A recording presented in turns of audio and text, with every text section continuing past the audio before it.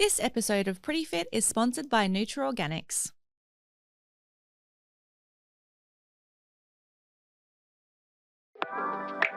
Welcome to Pretty Fit The podcast by fitness partners who love a good challenge. and a good laugh. We'll try anything and share how we got there because We're not elite, we're definitely not pros. but we are pretty fit.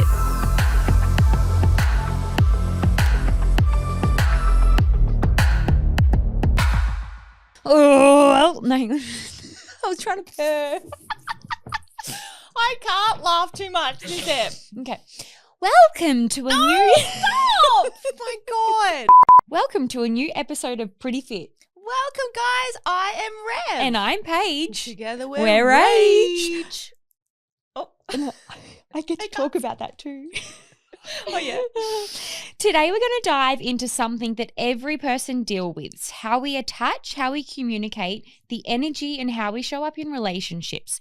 We chat about this regularly and find it so helpful, not just within our friendship, but within every relationship.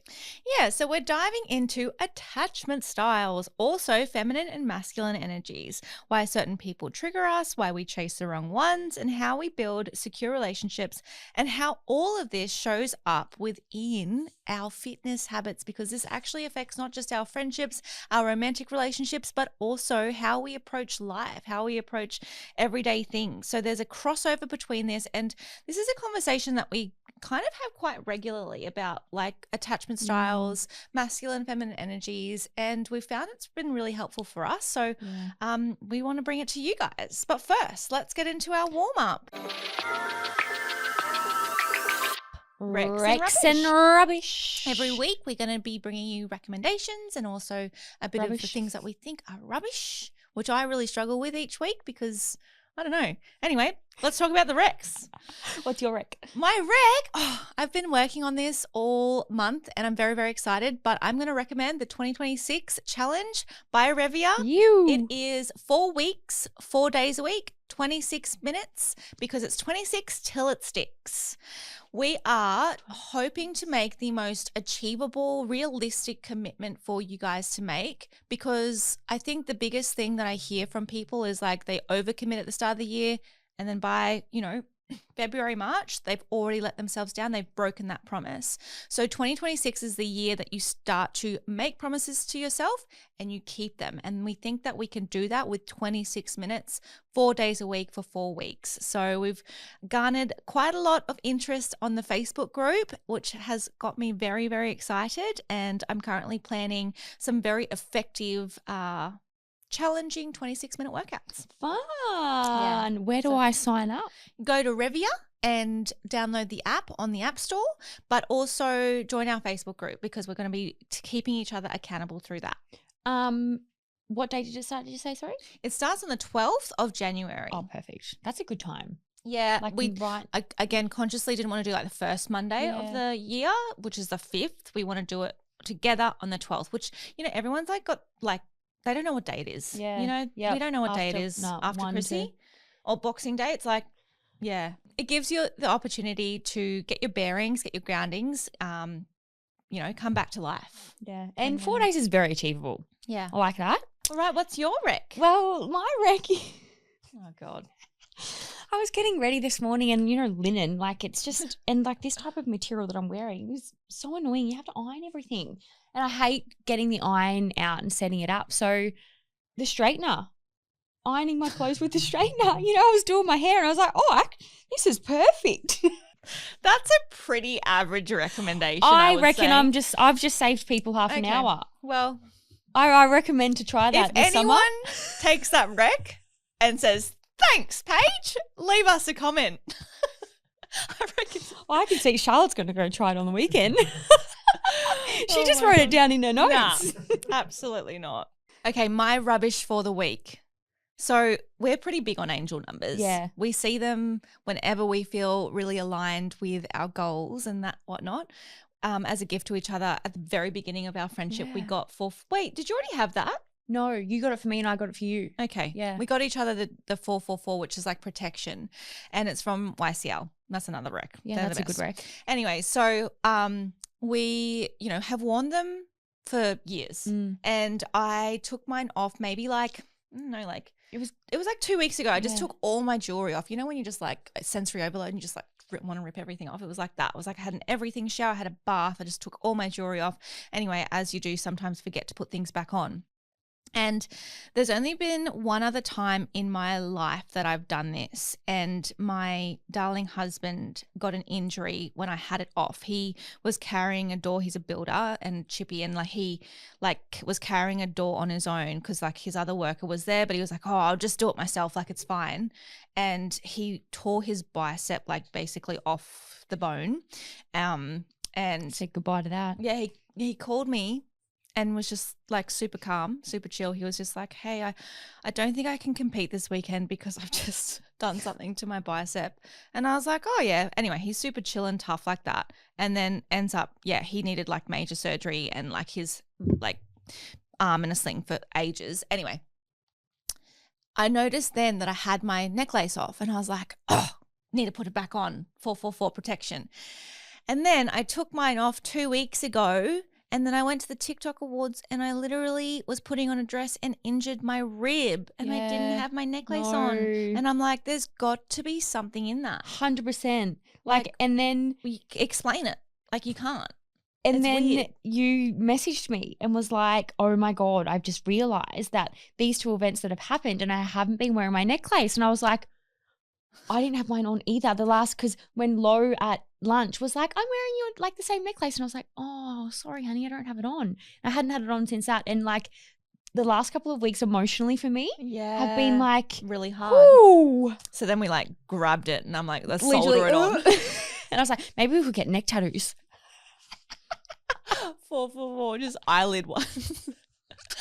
Or the lip ones, you know how you go like this underneath. I actually would do that. I wouldn't, but you can. So rubbish. Don't take your sentimental. Sentimental? Is that what? Is that also a Victorian thing? I love you. Sentimental. That's what I said. Yeah, bet. All right, mics must be broken. All right. Wait, my rubbish. Oh yeah, sorry. Pronunciation. Also, you're not going to think this is a very good one now, but I just like to. So I'm not sure if anybody knows that I am absolutely obsessed, and it's quite concerning on how obsessed I am with Fun Day lollies. Oh, damn. And you. Oh yeah. And strawberry and cream and peaches and cream are my absolute favorite from Fun Day. Love them. Sponsor us. Yep. Anyway, I tried their new flavor. There's like a new fruit one with like coconut. It's a collab with like a coconut water. And I was like tasting and was like, oh, not the greatest. Like, I don't think I'd be buying these ever again. And then I was like, did you know what? They've got electrolytes in them. Like, it must be Oh, that's cool. Yeah, turned over the packet, no electrolytes. Oh. Just the branding. Anyway, so I wouldn't recommend those ones, guys, but I would recommend the strawberry and cream, peaches and cream. That's my Rex. Yeah. Okay. Beautiful. I also love Sunday Fun Day. And is it Sunday Fun Day or just Fun Day lollies? Fun Day. Fun Day. Yep. She loves fun. She loves having fun on Sundays. I do. I really like Sunday Fun Day and Fun Day lollies. TikTok recap, because it also goes hand in hand with our necklaces. I think that's just us. Definitely the necklaces. Okay. So, guys, we went to the TikTok awards. It was fun. Yes, I was fortunate enough for Rev to take me as a +1. Got glammed up. The awards ceremony. It was very wholesome. Yeah. Yeah. A lot of tears. Yeah. Oh my gosh. I cried 3 times throughout the awards. Did not expect that, but just the speeches were really sweet. And also there was a performance from Jude York, which is a singer who sings with his mum, and his mum's like quite like older, and it was just so touching. So beautiful. Anyway, so bawled my eyes out through that, like sobbed. And then, on the way home, we got to Sydney Airport and we were like on time. We were like, sweet. The next day, so we stayed the night. Yeah. Got there the next day. We had a full itinerary. Like Rev had done up a spreadsheet, and it was the time to leave. It was both Charlotte and I. Had done up a spreadsheet. Oh, no blame whatsoever. But like we were on, like we thought we were on time. Like we were following the schedule, the like spreadsheet, and just didn't really think too much of it. We're just so lucky on the Gold Coast. Gold Coast Airport, you literally rock up, chuck your bags in, security, and you're done.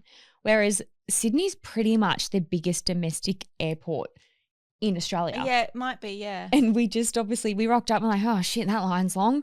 Yeah. And like, luckily when we rocked up, there was a lady who come up to Rev and she was like, she worked for Virgin. She's like, oh, excuse me, like just wanted to say hi. Like basically, yeah, she was lovely. Anyway, we're in. I think her name was Jeanette, maybe. Shout out Jeanette. And then we were in line and I was listening to the speaker. Like we had at least 20 minutes in that line to go. Yeah. And I was like to Rev. There's hundreds of people in that line. And then hundreds of people in the security line. And we're just standing there looking at TikToks. Like luckily we had our bags were carry-on sized bags, but they were obviously over the weight limit. And I was like to Rev, did you just hear that? And she was like, what? And I'm like, what's our flight number? And she got it up and I'm like, our flight's boarding. Yeah. And she's like, what? I'm like, our flight is boarding. So we run to the Jeanette.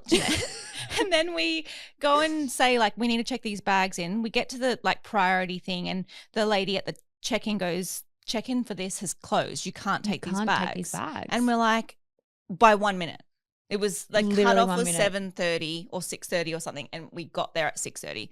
And so we were like, what do we do? She's like, she just ripped I'm like, the check-in bag, so can we just take them on? She's like, she just ripped the tags off. She's like, run to security. So we were those people ugly running with your bags, like doing the side hops. Sweating, just like, oh my God. Meanwhile, I've got an injured rib, so I'm like running through this terminal. It was the last gate as well. The very last gate you could possibly go to. I reckon it was like 800 metres. Through the airport. Oh, 100%. And then, yeah, it's like we both didn't have our necklaces on. So maybe, yeah. We are getting these sold. We all know how important recovery is. And while saunas and stretching and rolling out is super important, some would argue the most effective aspect of your recovery is your post-workout nutrition. And guys, confession, we have all been guilty of finishing a workout and heading straight to the coffee shop and not fueling until we get home. That's where NutraOrganic's protein water has come in so handy. Yeah, and this is super light, refreshing, and actually tastes like something you want to have after training. Exactly. It's formulated with collagen and electrolytes, so you're not just ticking the protein box, you're helping your muscles and hydration levels. Because it's so easy going down and tasty, I don't obligingly take it after I finish a run. I'm excited to take it. Nothing worse than finishing an intense session and forcing yourself to having something milky after it. If you haven't tried it yet, or you'd want to restock, we do have a Pretty Fit code for all you listeners. It's Pretty Fit, all one word, and receive 15% off. That's Pretty Fit, all one word, and receive 15% off at checkout. Your muscles and your taste buds will love you for it. All right, on to the main event. We're starting with attachment styles. Now, disclaimer, not experts on this. No, just from our own experience and research and listening to podcasts like this. Yes, and what I think that why we wanted to bring it up is because it also really affects not only like our romantic relationships, which I think is probably the most discussed when it's talking about attachment styles. It's like, oh, your boyfriend or your love interest, but it's really affects your friendships as well. And we've found like understanding this about ourselves and each other has improved our friendship as well as even communication styles. So how you can communicate properly with your friends and people around you, and also how not to get offended as well. Yeah. Like big one. Yeah. It's like just how to take someone. Yes. Not thinking it's personally or not putting blame onto anyone essentially when you feel uncomfortable. Yeah. And then this all actually ties into training somehow. Yeah. It absolutely affects the way that you show up with your daily habits and how you approach fitness and all that. So enjoy. Okay, we're going to start with, first of all, there are so many different attachment styles and there's like a lot more complex ones, but we're going to be covering the three main ones because there's also like disorganized attachment styles and fearful attachment styles, which is like, a lot more complex. But I'm going to start with the anxious attachment style. They are people that like kind of more want more reassurance. They want some validation.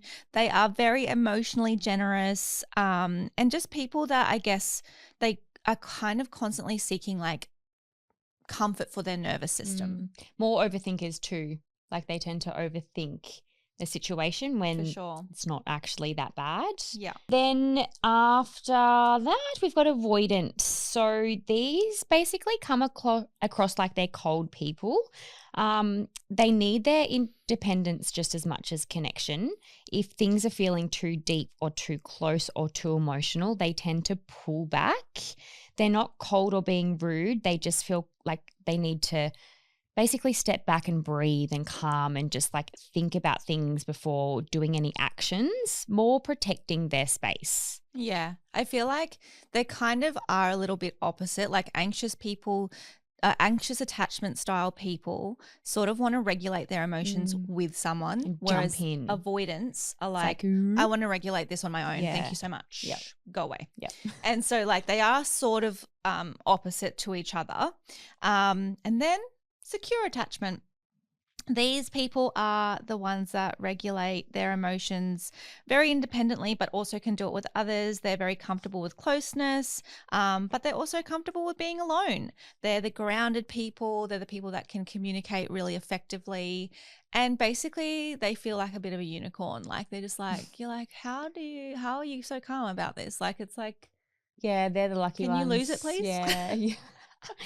And like one good thing about the attachment styles is that like obviously they're still ingrained in you, but you can move towards a secure if you do know about them and if you do I guess recognize what's actually happening. You don't have to be stuck in these all the time. Absolutely. And in terms of us as a friendship, what would you say that you are?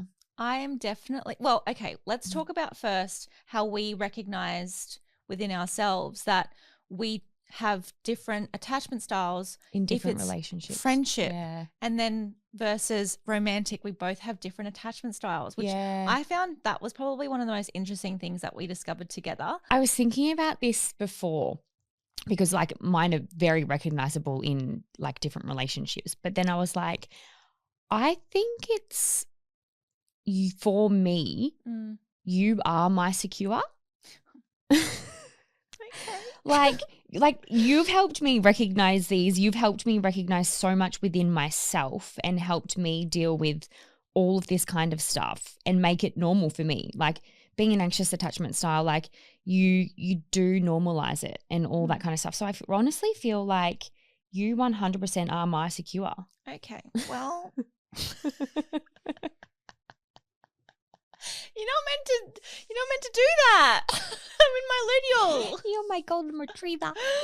Okay, well, I think, with relationships, like with romantic, I definitely have felt very anxious, like very, very abandonment issues and that kind of thing with Clay. And I've over 15, 16 years with him have grown into a secure relationship, like a secure attachment style. It's always been a secure relationship. But yes, a secure attachment style where, at the beginning of our relationship, I was really worried about him like either just abandoning me somehow, like whether it was hurting himself, like actually dying, or like leaving just having this epiphany of like, oh, I don't like you anymore. Yeah. Obviously cheating. Like I was so scared that he would just wake up one day and be like, nah. So definitely anxious attachment. Whereas in the last, like, I guess probably like 5 or so years, like I've done a lot of self-work where I'm like, okay, moved into like a more secure attachment.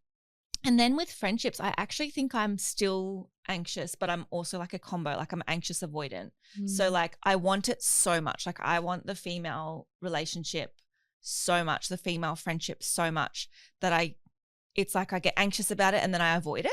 Yeah. And I'm still working through that. It's almost like you get anxious about it and then you avoid it because it's like your security, your safety. Yeah. You're like, oh, well, no, I'm used to being back here, so I'm just going to come back here. Yeah, and it's like vulnerable. Whereas like I do feel like in our friendship, like it has grown more secure, but like even like outside of you, I still get like, oh, I hope that I just hope that they like me. I'm like, I hope she likes me. Yeah. And then I'm like, I don't know. I get really anxious about it.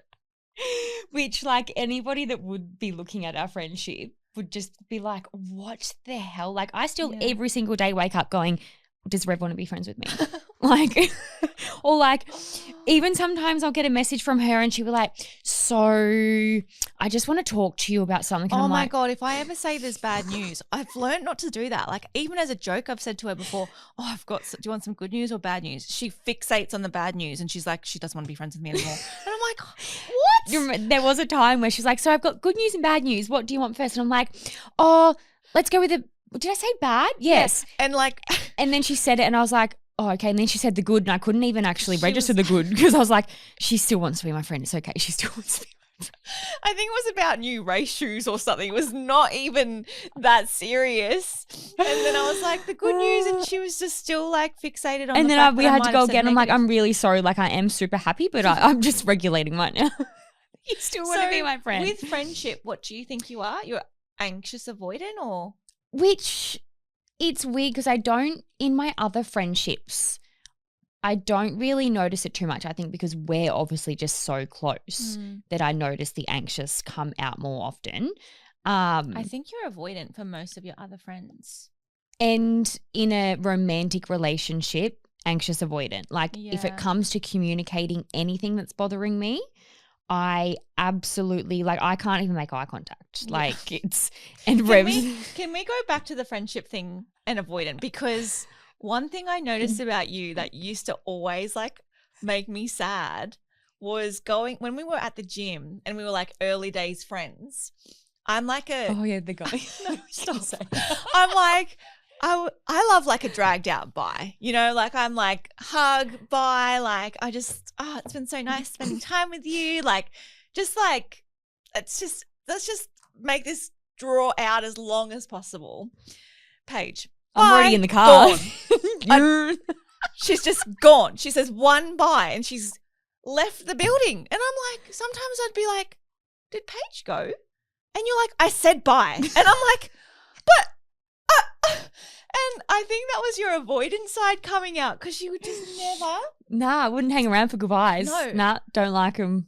And I'm just not out. Now I got it though because we just take one step at a time and we park next to each other so we have to go. And then I was at coffee today and one of the girls was like, you were just with Rev 2 minutes ago and you've already got 4 voice messages from me. And I'm like, yeah. But yeah, no, definitely in romantic relationships avoid. I'm still heavily anxious, but it's anxious in my head. And then you like on the outside you're avoidant. Yes. But that's anxious avoidant. Yeah. 100%. It's a combo. And it's you can be a crossover of multiple. Oh, absolutely. Yeah. So back into your romance. You're like basically presenting you're avoidant because I think you are. Yeah. Because like whenever Paige has had a love interest, I will not know about it. Like if she actually has feelings for someone, would not know him from the freaking postie. But in my head, I've already married him 3 times. I've had 6 kids. And she's so worried to like lose him. But I'm like, I did not even know you liked him. Like, yeah, it's a funny old brain up here, that's for sure. So, and then secure, like I'd say for Clay, he's definitely like a combo of like secure attachment to avoid an attachment. One time I remember asking him, I'm like, why don't you like ever worry that I'm like not going to be with you? Honestly. And he looked at me and he's like, what do you mean? I'm like, well, I always worry that you don't want to be with me or like it's going to like something's going to change. And he's like, you've never given me reason to not believe that you want to like. I think it's so hard though because like obviously anxious and avoidance come from things that have happened in your life. Oh, it's so when mostly you your have childhood. And when you have events or things that have happened to you, like that's basically evidence in your head. So then going into a different relationship, you've still got that in your mind. Like it's not even to do with the person. It's just to do with the feeling and just I know. It's funny because like it was 10 years into the relationship, you know, engagement, married, pregnant again, house together. And 10 years later, I'm like, I think he actually likes me. Just took a little while. You're saying it's going to be 10 years before I think you're going to leave me? I honestly, like, yeah, sometimes you'd be like just talking about your relationships and I'm like, oh yeah, that takes ages. Like it does. Like sometimes it does take like it's not necessarily what that person does to you. It's what you tell yourself. 100%. It's the like messaging to yourself. This is so wrong. Like Rogue, getting very, But you know how people like look into the future, like with their friends and with their partners and that. I look into my future, them leaving me. Yeah, that's like abandonment. I'm like, I'm not looking into the future going like, oh, us old getting. I'm like, at what point do I reckon? Maybe next year? Do you reckon they'll like? But we're going nearly 4 years strong. Well, I sent you all those reels of the old ladies in Paris, and I'm like, that's us. It was such a weird experience, but I saw these girls and they had like this like swipe carousel TikTok, and they had spent like 25 years together. So they met when they were like 4, and then you swipe. Like they're like 20, they're like 28, and then you swipe, and then they're 4 years old. And it's like how lucky to have this friendship for this long. And I was like, I instantly felt jealous. I was like, I wish I had met you earlier.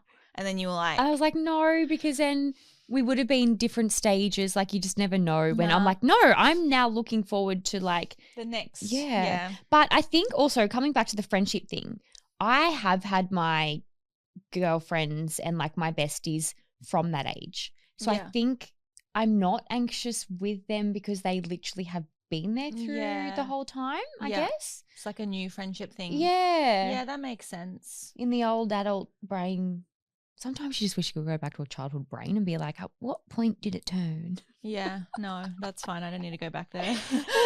With an anxious, like tips on that is like, obviously with an anxious attachment style is like just sticking to your word. Yeah. Like making sure that if you say something with an anxious attachment style that you're following through with that. I also think they're a bit more sensitive too. Yeah, 100%. Or, yeah, more sensitive than avoidant. I think anxious people will tell you how they are feeling. Like if you hurt their feelings, they'll tell you, or they'll just start crying because that's what I do. Yeah. But like with avoidance, they're internally just, it doesn't mean you've hurt them any less. Like it doesn't mean that it didn't hurt them. It just means that you don't really know about it. Yeah, that it's suffering in silence. Yeah. Also, giving reassurance like that you will, like I think you're actually very good at that. When I leave you, you're like, okay, when will I see you next? Or like, what do we sort of plan out when we are seeing each other? Well, that's like training. I think that's I don't know, the convenience thing definitely comes into it with motherhood and training. Yeah. Like a lot of friendships, I think when you hit your 30s does come down to convenience. And as much as that sounds like quite, I don't know. No, it's like, so true. It's just true. Like you get busier, you add kids into it. Like so many of my friends are gym friends because that's when I have free time. I don't really have free time after like 4 p.m. every day. Yeah. Like I work and then I go home and it's like my playtime. My social time is the gym. Yeah. So like that's, it's just the way that it's worked. And I've had to definitely like dive in deeper, like for extra time with friends outside of the gym. Yeah. To maintain those friendships. Yeah, like creating like an actual training structure, which anxious attachment people for fitness, they do need that. They need a structure to like commit to something. Like it's better for them instead of spiraling in anxiety. Like, well, it's like if you're anxious, you don't like the unknown. So you want like a bit of a routine, bit of a plan and a structure. So that definitely helps with working out an anxious attachment. All right, fitness with avoidant people. What do you got? So, they love training on their own terms. More independently. Yeah, they need a bit more of a connection to break out of their comfort zone. So like I feel like they do need to sort of, like you said, like break out of their comfort zone by surrounding themselves by people, even if they don't like it. It's kind of like it's just necessary for them to get amongst people for connection, even if it feels uncomfortable at the start. 100%. And with like, this is also another thing on like not to judge people too harshly in spaces as well, because especially if they've made the effort to go to a gym class and if they look like that they're separating themselves but they're still there, it's like, don't think that they're not having fun or they're not enjoying it. It's like they're just working it out in their head where they fit. So I definitely think that they do need group training, but if you see people being a little bit solo, then it's completely fine. And gosh, with Secure, they don't need any tips. Just do what they want, really. They wake up, they don't need nothing. And there's this book called Attached. Yes, which, you got me onto that. Yes, Dr. Amir Levine. That's like all about attachment styles, which if you wanted to dive deeper into it and you found that conversation riveting, that was nothing compared to 100%. The and work that's out there. I honestly, anybody who wants to better themselves in a friendship or a relationship, and like you're starting to like think that you're a problem or like this isn't working out or like we're always fighting or bickering. You're getting frustrated. Yeah, frustrated all the time. Reading that book literally it just breaks it down and it makes it so much more simple. It's not going to stop, obviously, arguments or it's just going to help communication, understanding. When you understand things, it just flows a bit better. Yeah, it's so funny how like I do feel like I don't see a lot of people who are like in a relationship that are both anxious attachment. No, and so like going back to that, it can't work. Like it's or like two avoidance wouldn't talk, wouldn't even know about each other really. So silent dinner table. Yeah, so I think it is pretty common that you have one or the other. Yeah. Or if you'd probably, if you're listening, and don't know much about it, you think back to your past relationships and you're like, oh, that's right. You can see why it went wrong or it wasn't working. Yeah. Even friendships too, like seeing where the differences were. Like it might not necessarily be like that person. It was just obviously your styles just didn't match up. I'm definitely anxious. Like when there's a situation, I'm like, I want to work it out straight away. Let's talk about it. And then like avoidance are like usually like, see ya. I'll see you next week. It'll be fine. It'll all work out. Which is Clay. And I'm like, no, I need 4 days to think about my thoughts and I'll come back to you when I'm ready. I would die in 4 days if someone said that to me. I'd be like, knock, knock, knock. Hello? Can we talk about this? Haven't had any knocks yet. Moving on to masculine and feminine energy. So I've recently been diving into this and I'm so intrigued and I'm sort of very like, I'm not new to the space, but yeah, I'm very intrigued about learning Share about with it. us. Yes. Share with us. So basically I'll start with the masculine energy. So with masculine, feminine energies, it doesn't actually mean stereotypical gender. No, male or female. It's not gender. No. So we both have masculine and feminine energies within us. So it's basically just the traits. Feminine energy is basically like the feel it out mode. It's when your energy is in flow. It's the part that you have intuitively. It's your creativity, your emotional and connection. It's basically, instead of planning out everything, it's what feels right.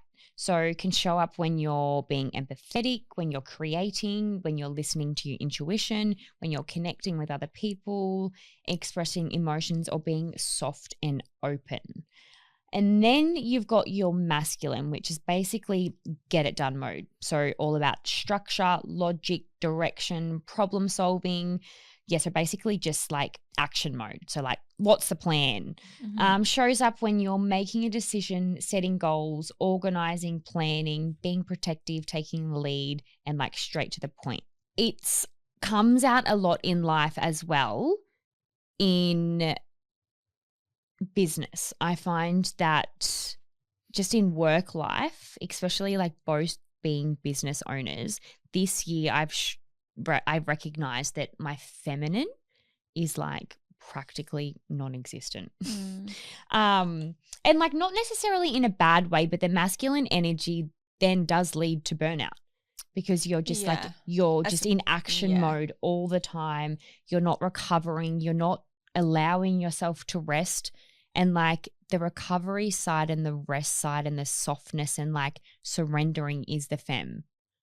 So yeah, this year I've noticed massively that my masculine has definitely overcrowded my femme. Yeah. And I think that's where like most of the burnout came from. Yeah. I definitely feel like in my 20s was like had the gym. So I just always felt like I needed to be that masculine like leader, like that very driven, always motivating, always like pedal to the metal. And do you know what gave me a big burst of feminine energy? Becoming a mum. Baby. Yeah. They're like, yeah, you need to surrender. And you're like, oh, okay.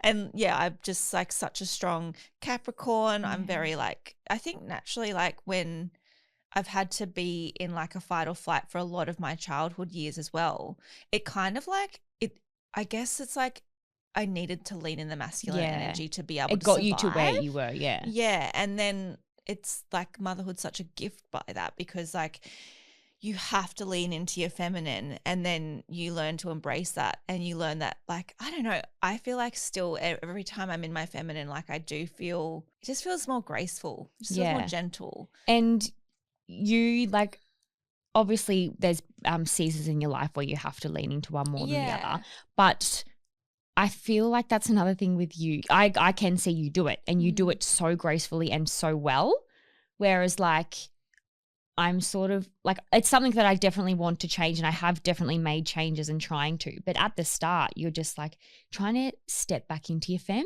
Yeah. I'm like, oh, I'm not doing anything. Well, I think society celebrates the masculine 100%. more because feminine, like being gentle, being graceful is like, you know, you got a hustle culture. Yeah. Like that's masculine. Heavily. So like even society telling you all the time, like, unless you know, making this much money, working this many hours, like you're not getting anywhere or you won't succeed so or you've got like to rewrite all of that. And like, I guess that's what I mean with the kids. Like there's no choice. Yeah. Like if you don't surrender, you're going to be going so hard against the grain. And I know you haven't experienced that yet, but like that was one of the biggest gifts from that is like, if you don't slow down, you are literally going to be useless. Like you won't even be able to show up in any capacity. Which it comes back to like the masculine femme thing. So like obviously the females are born to create. Like so they are born to have a child and they are born to protect the child and surrender and be soft to the child. And like we just half our life try to fight against that. Yeah.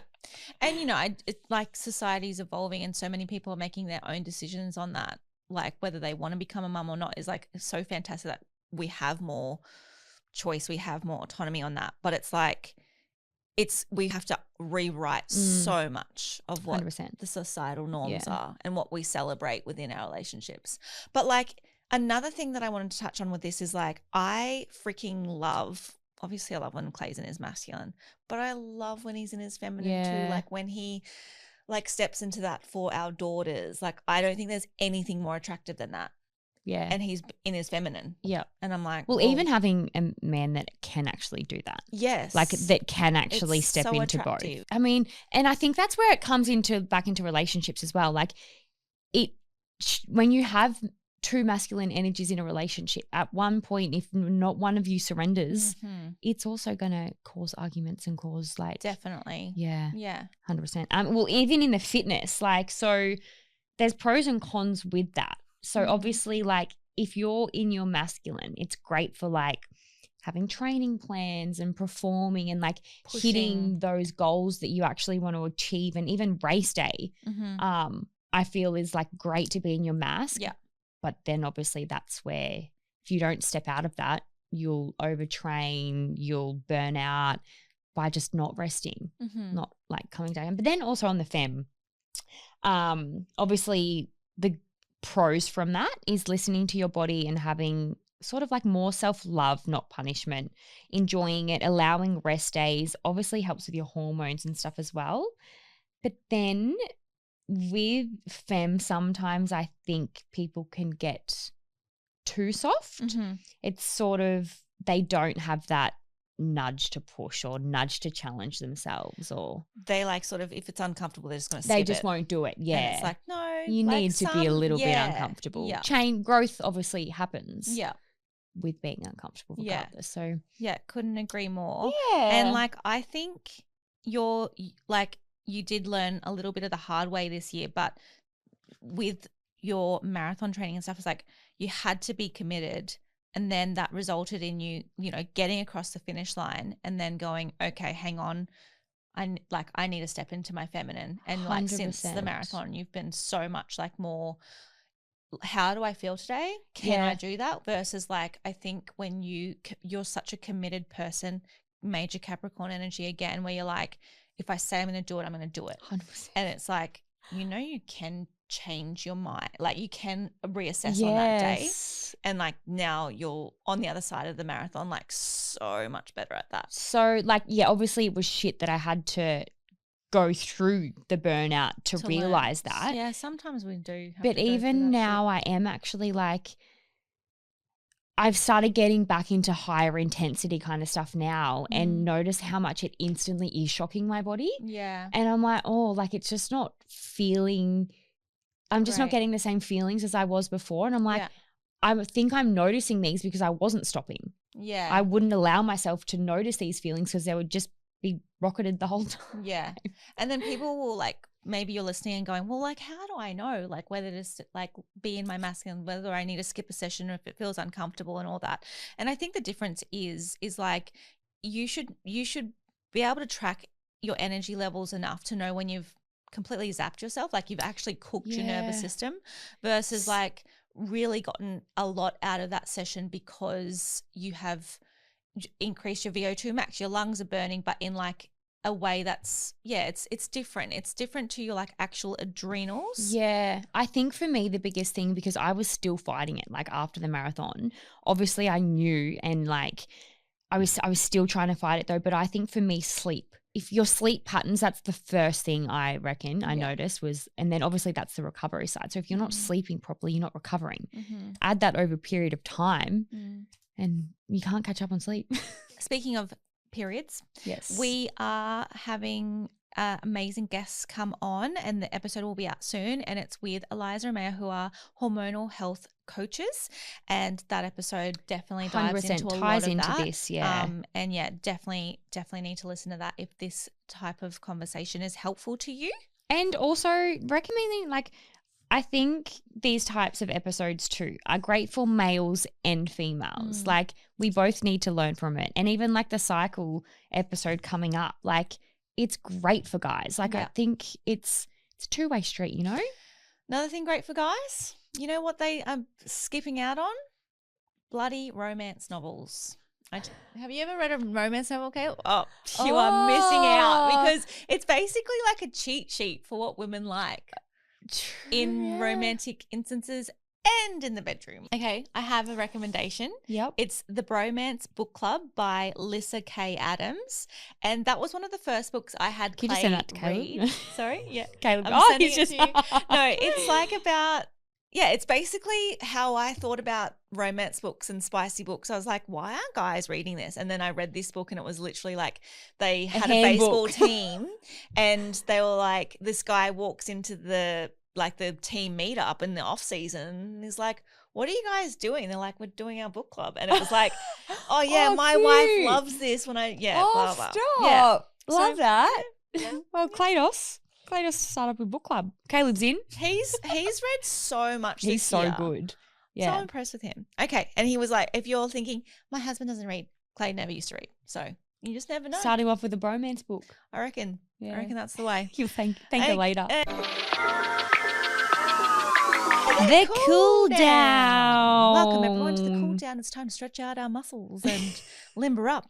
All right. So this episode's coming out at the end of the year. End of the year. We've finally made it, guys. 2025. Oh it still blows my mind. I've only gotten used to writing 2025 and now 2026. When I actually stop and think about it, I'm like, what the actual? You know when you older people around you or grandparents or whatever be like, it speeds up. It goes so quick. School days are your best days of your life. Yeah. And then I'm like, Yeah.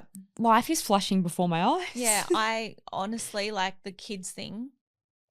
Don't talk to me Even about it. I know, like now Don't talk to me about it. I just can't. every week cannot. I see your like Lexi, and I was thinking about this before, and I'm like, she's literally gone up another shoe size. She's got size 8 She's foot. gonna be 6 foot tall before she even gets to high school. Size 8. Women's feet. She's in year 4. Like, I'm not Blowing okay. my mind. And then the videos that you sent of Lola, I'm like, yeah, it's crazy. it's so hard. Slipping through my fingers all the time. But it's literally all I think about when I see them. I'm like, oh my God, it's just going too quick. All right, so we're going to leave you with some reminders for the end of the year, because I feel like Christmas can be one of those times where it's amazing for some people, and others it can bring up like old wounds, like you're visiting like maybe your family, and you know, some people have amazing families, some people have like a bit, you know, it's and just it's a bit I feel like triggering Christmas and brings out, there's always family drama on There's Christmas. always Christmas drama, you know, and it just sucks. So at a time where it's, you know, we surround ourselves by these like sometimes good, sometimes hard situations, we want to remind you some things that you can do for yourself to take the pressure off, to cope with what's about to happen. And also like celebrate the year that you've had, celebrate that you've made it to the end of the year. Yep. That if you do have anyone around you, celebrate that. And it can take 20 minutes. Yeah. Like if you have, you know, young children or you're very time poor, 20 minutes in the morning. Tip number 1, if you are someone who trains a lot and is, you know, outside of your normal routine, try to remind yourself rest isn't regression. So recovery is still a part of your training plan. It basically gives you an opportunity for your body, your mind to have that pressure taken off. It's a massive mindset reset. So yeah, take the opportunity, because it's like the rest of the year you're probably pushing yourself so I know much. that they would already, like you'd already be thinking about the next year to come. Yeah. So just be present. Yeah. Be present in the rest of the year. Use that opportunity. Number 2, let go of the should. That, your body's asking you to take a breather. Like you shouldn't be doing anything in that time if you don't want to. Like it is, it's an enjoyment time. Just enjoy whatever you're doing. Like indulgence. Yes. Yeah. Another little tip is shift the metric. So when it comes to our usual goals for each week, it might be like, oh, I really want to hit 10Ks a week of walking or 10,000 steps a day or whatever. Like, could you shift the metric from PBs, kilometers or steps into the measurement of connection, measurement of joy, and measurement of presence? Like, can you pop your phone away and, you know, break that sort of doom scroll cycle, missing out on the present, all the things that you wish you had the opportunity to do when you have work and time is so limited? Can you put those external pressures away for this time, for Christmas, and spend it with, if not, you know, your loved ones, spend it on yourself, like Paige said, like reflection on all you've got done this year. Use it as an opportunity to reconnect with yourself and maybe set some goals for 2026, which we have a lovely episode coming out. So excited. She actually popped up on my podcast for the year on my chart. There you go. We've got the wonderful Cleo Massey joining the podcast for an episode. Yay. If you don't know Cleo, she is a queen of Pass Around the Smile. But queen of manifestation and meditation. We wanted to bring her on because we are massive vision boarders. We love all things manifestation. So we thought we'd bring someone on. It works. That is really well versed in that jam. area. So very excited for that episode as well. We've got some really good episodes coming up. I know. It's going to be a great end of the year. End of the episode. On that note, we'll just end it there. No, thanks for listening, guys. And also, we've just had so many good comments and feedbacks, and we're glad that you're enjoying our LOL as much as we're enjoying our LOL. It's so interesting to me. Like I said to you at the last week, I was like, I'm always trying to provide value. I'm always trying to, you know, inform them or something. But what I'm learning from this experience is like people love a LOL and just their brain to be on just like entertainment mode as well, as much as they love like information and, you know, training topics and things like that. People just love a little bit of, they love a LOL. Oh my gosh. They love a costume. They love a joke. They love a pun. They love fun. So we'll keep that They coming. love the competitiveness. Oh, yeah, sorry. I just want to tell them quickly. Well, I I'm think doing the we're wiggle cutting them fingers. And Rev hates it when I do it. But guys, guess what? I met a wiggle at the TikTok Awards. You didn't even recognize him. I had to tell you that's Anthony. He wasn't wearing his colour. You want to walk straight past him. She didn't want any pictures with anyone at the TikTok Except the Awards wiggle. except Anthony. Anyway. Thank you so much for listening. Thanks, guys. If you haven't left us a review, please do so. We love getting your mentions in our stories as well. Share us to your mates. We'll be in your ears again next week. And if we don't talk to you before then, Merry Christmas! All right, bye.